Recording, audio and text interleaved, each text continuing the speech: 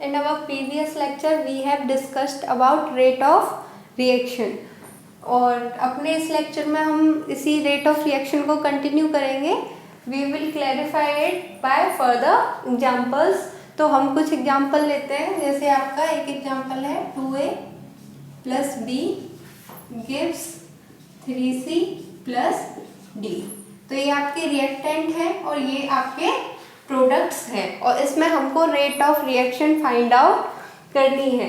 तो ये आपके 2 और 3 ये स्टोइकियोमेट्रिक कोफिशिएंट दिए हुए हैं.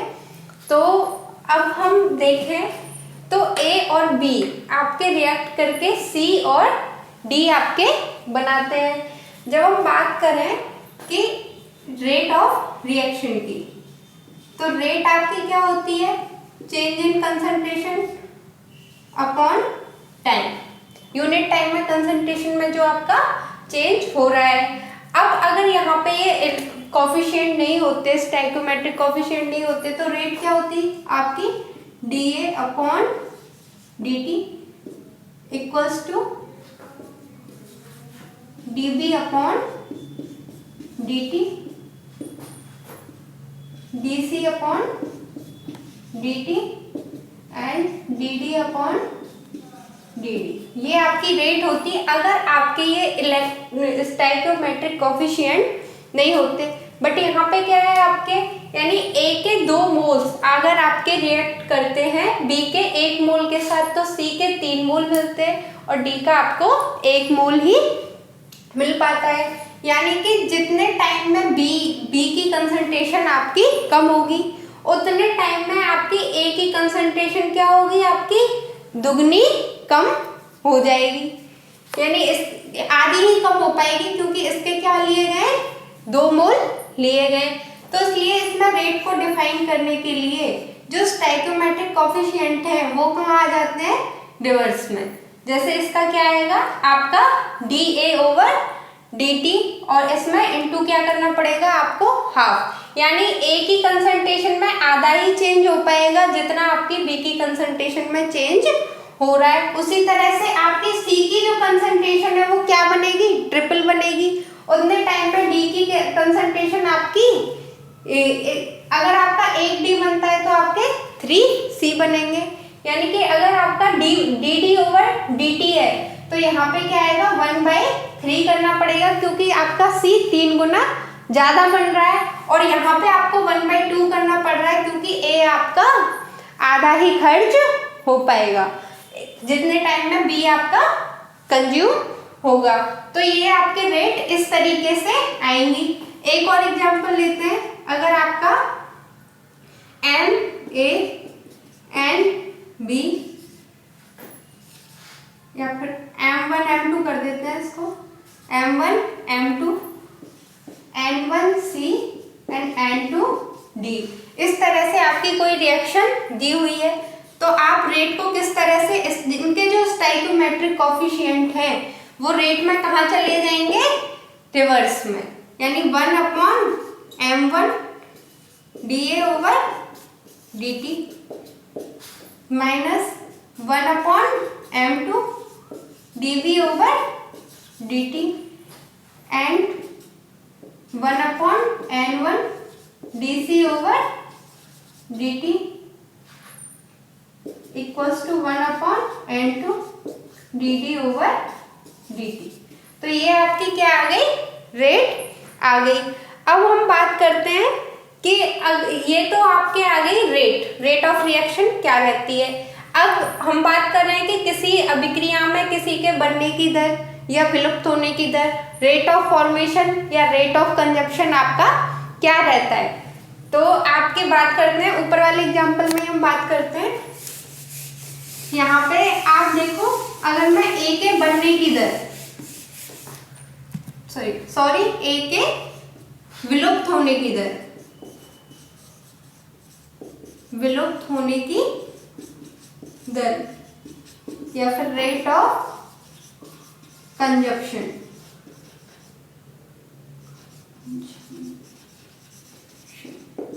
क्या होगी?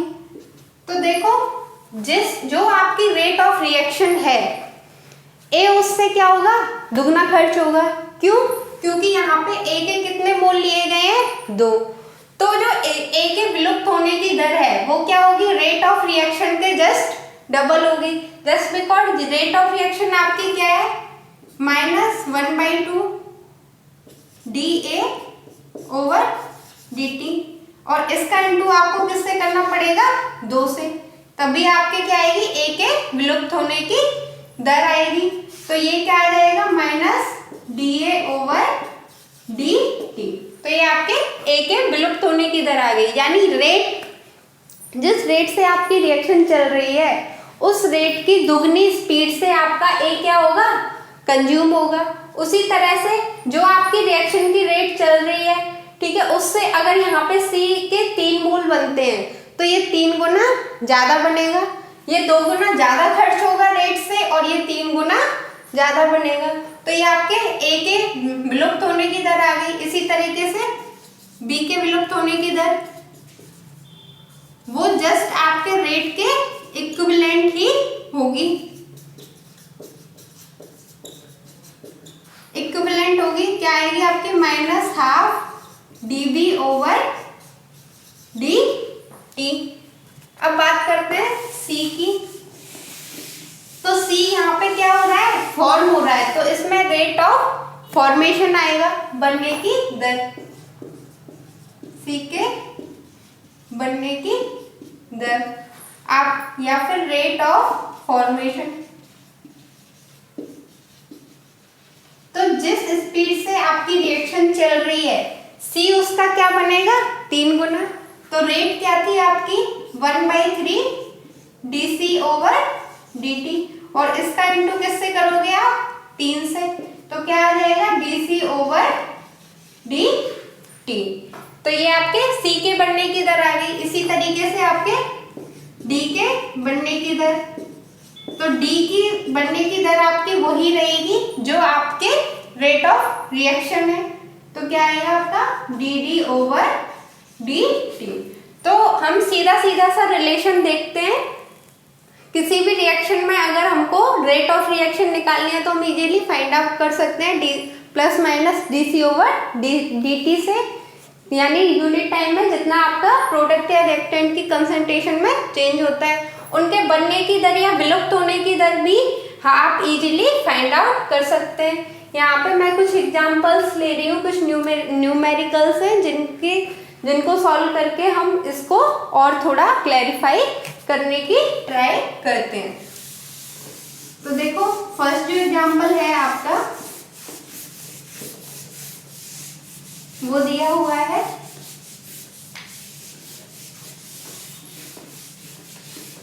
इसमें आपकी रिएक्शन है 2NO2 प्लस F2, ये मिलके बनाते हैं आपका 2NO2F।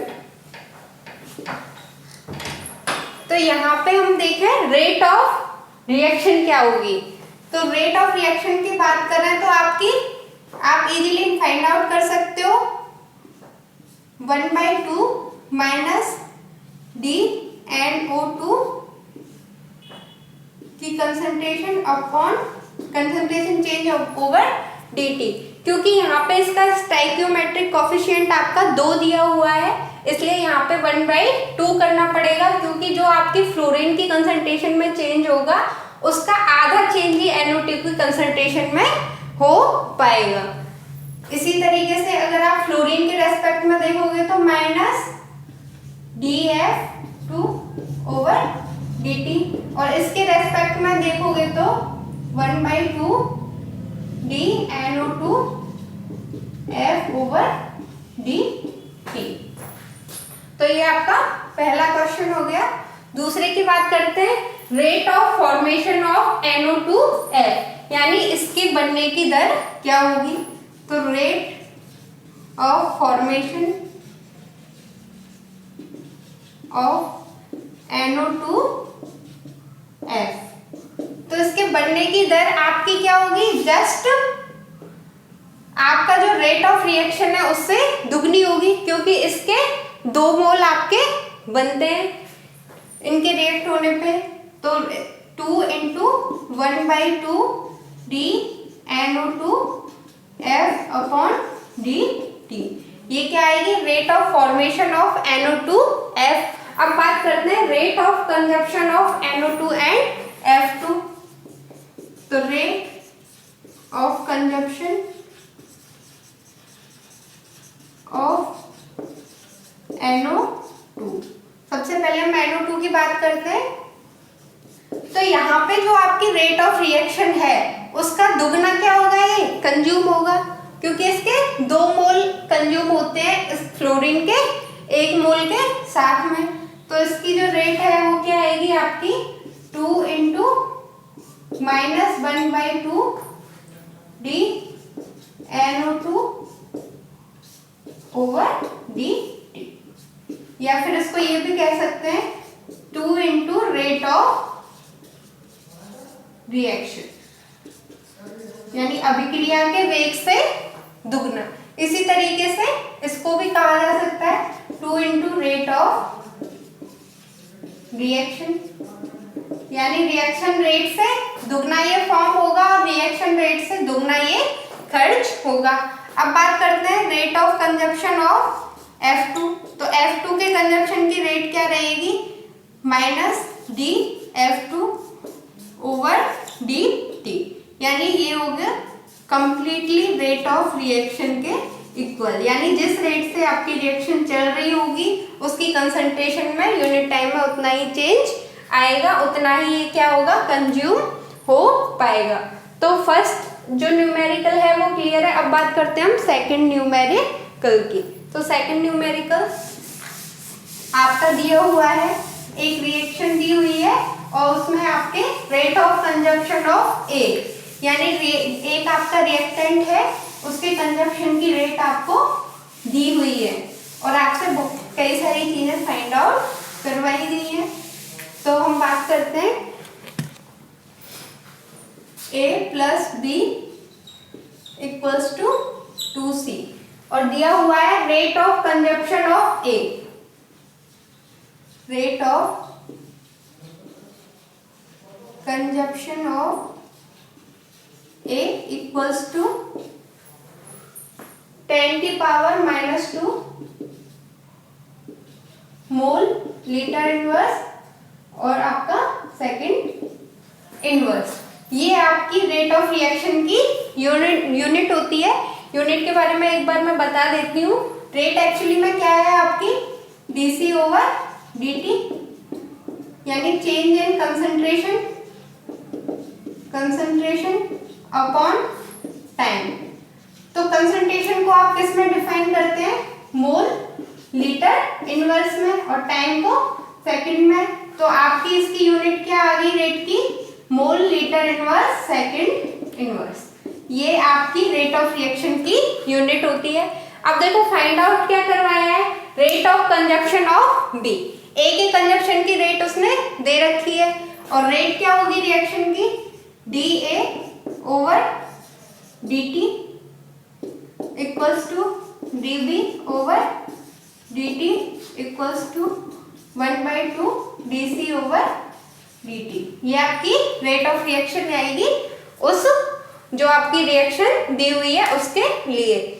अब rate of consumption of A आपका 10⁻⁻² दिया हुआ है और rate of consumption of B वो पूछ रहा है। कंजप्शन ऑफ बी कितना आएगा आपका?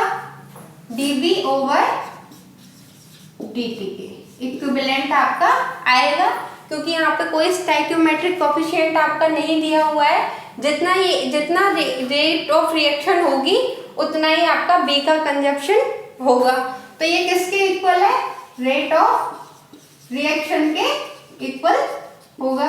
और यहाँ तक हम देख पा रहे हैं कि ये जो आपके ए की कंजप्शन की जो रेट है यही होगी आपकी रेट ऑफ रिएक्शन के इक्वल होगी और बी के जो कंजप्शन की रेट है वो भी आपके रेट ऑफ रिएक्शन के इक्वल होगी और ये दोनों आपस में भी क्या है? इक्वल हैं। तो rate of consumption of A जितना है rate of consumption of B भी आपका उतना ही रहेगा। तो कितना आएगा आपका? 10⁻⁻² mole litre inverse second inverse. अब बात करते हैं हम rate of formation of C. Rate of formation of C. तो देखो जो सी के फॉर्मेशन की रेट है वो रेट ऑफ रिएक्शन से क्या होगी, जस्ट डबल होगी। क्यों डबल होगी, क्योंकि इन दोनों के रिएक्ट करने पे सी के कितने मोल बनते हैं, 2, तो जस्ट दुगने बनेंगे।